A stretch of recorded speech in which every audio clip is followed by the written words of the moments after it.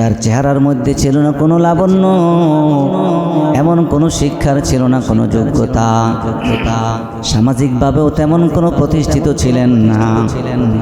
সম্মানিত হাজিরিন, সর্বদিক থেকে যেমন অবহেলিত, কিন্তু ইমানের স্বাদ যখন তিনি পেয়েছেন, আমল যখন শুরু করেছেন, তখন এই জিরো থেকে তিনি হিরো হয়ে গেছেন। ঠিক না বেঠে?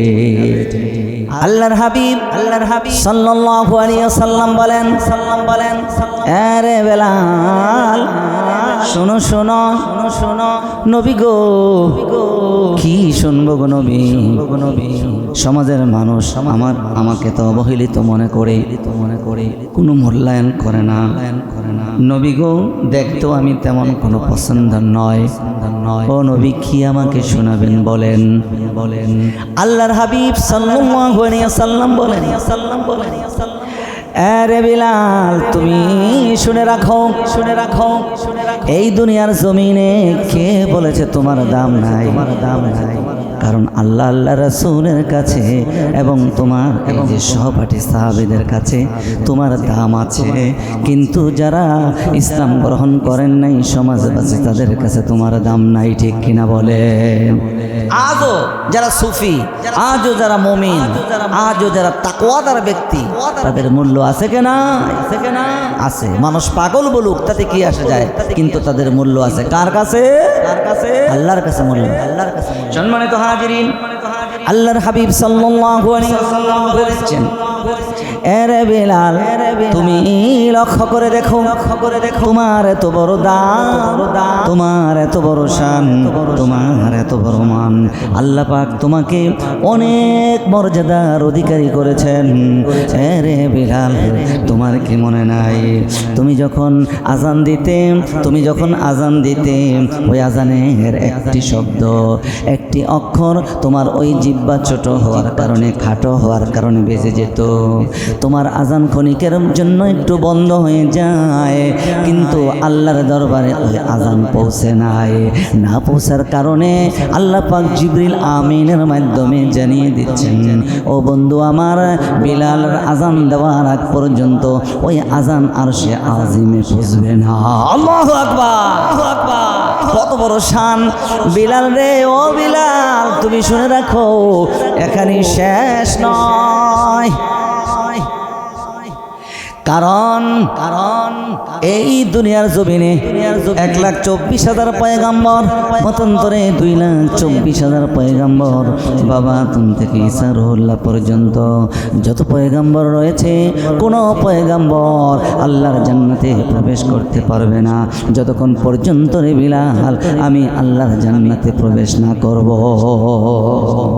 সম্মানিত হাজিরিন, তারপরে হযরত বিলাল বলেন, ইয়া রাসূলুল্লাহ, ইয়া হাবিবাল্লাহ, নবী গো, তারপরে কি? আল্লাহর হাবিব সাল্লাল্লাহু আলাইহি ওয়াসাল্লাম বলেন, বিলাল রে, ওই আমার পূর্বে তুমি আল্লাহর জান্নাতে প্রবেশ করবে। বলেন না সুবহানাল্লাহ। নবীজির আগে হযরত বিলাল আল্লাহর জান্নাতে প্রবেশ করবে। বিষয়টি কেমন হলো? হযরত বিলাল বলেন, নবী গো, এতক্ষণ পর্যন্ত আপনার কথা শুনেছি, মানতে পেরেছি, আপনার পরামর্শ শুনেছি, মানতে পেরেছি, আপনি যা বলেছেন আমি তা শুনেছি। নবী, এই মুহূর্তে আমাকে আপনি যেই তথ্য দিলেন, যেই কথা আপনার থেকে আমি শুনতে পেলাম, নবী গো, এই কথা শোনার সাথে সাথে আমি আনন্দিত হই নাই, আমি ব্যথিত হয়েছি। নবী, আমি যদি দেখাইতে পারতাম যে আমার কলিজা ছেড়ে যাচ্ছে, আমি মানতে পারি না, কারণ আপনার আগে আমি আল্লাহর জান্নাতে প্রবেশ করতে চাই না। আল্লাহু আকবার! সম্মানিত হাজিরিন, আল্লাহর হাবিব সাল্লাল্লাহু আলাইহি ওয়াসাল্লাম বলেন, এরে বিলাল, তুমি ঘটনাটা তুমি শোনো, আমি খুলে বলি, তুমি শোনো কিভাবে তুমি আমার আগে জান্নাতে প্রবেশ করবে। বিলাল রে, ও বিলাল, আমি যখন জান্নাতে প্রবেশ করব, তুমি কিন্তু আমার অগ্রভাগে থাকবে।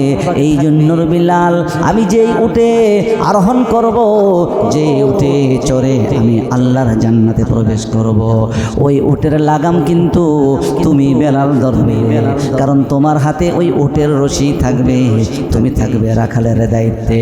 ওরে বিলাল, তুমি টানতে টানতে আমার সামনে যেতে যেতে ওই যে আল্লাহর জান্নাত পর্যন্ত যাবে, অর্থাৎ এই উটের লাগাম নিয়ে তুমি প্রবেশ করতে থাকবে।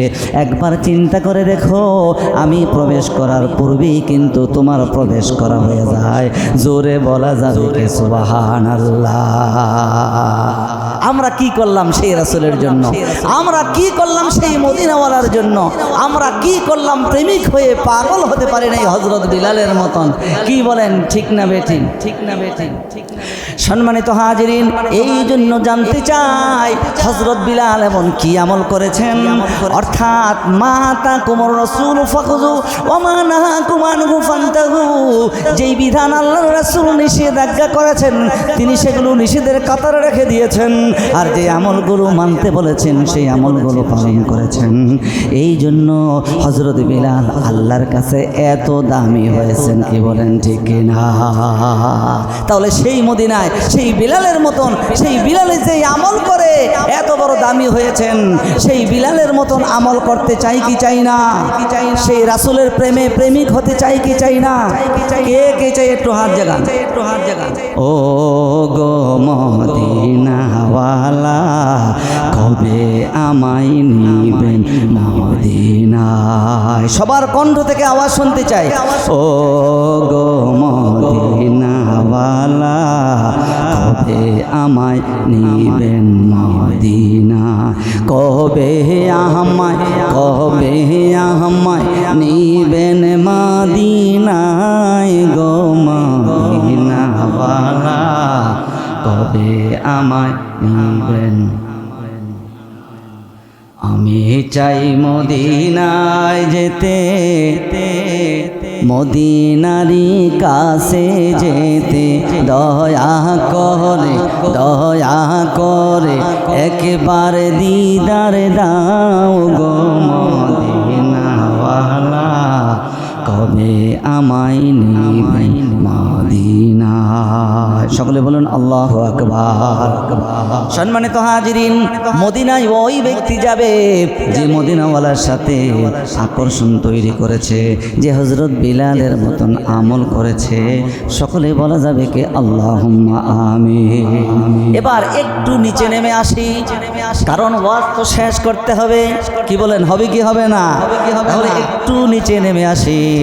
ও আল্লাহর বান্দারা, আমরা কি আল্লাহর মাহবুব বান্দা হতে চাই কি চাই না?